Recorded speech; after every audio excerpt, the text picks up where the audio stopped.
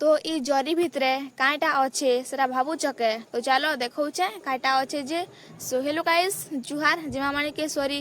तो इटा actually brush करनी आर सकाल सकाल देखो मुगफुली खाइसी बनी काँ जे बोले मोर माँ देले खाइबार लगे मुगफुली तो से लगे मुगफुली दिखाऊचे गाँ जे बोले मुगफुली सकाल सकाले भल लागसी कि होते लगे मुगफुली दिखाइनी। इटा एक्चुअली आमर वीडियो शूट करबार थिला तो आम वीडियो शूट सरे भी जाइथिला नैटा मके तो खूब गरम लागुथिला हो नहीं कहन साड़ी पिंधिनी जे।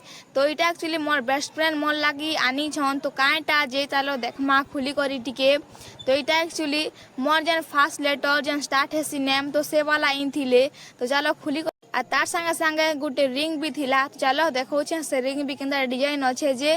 तो देखो फास्ट कथा तो मते मो जेन नेम वाला मते खूब भल लागला तार चैन बेटी के बोले लंबा थिला से ले खूब भल लागुला मके काँ जे बोले मके हेते लंबा वाला भी दरकार थिला मते हेडा भी खूब भल लागसी।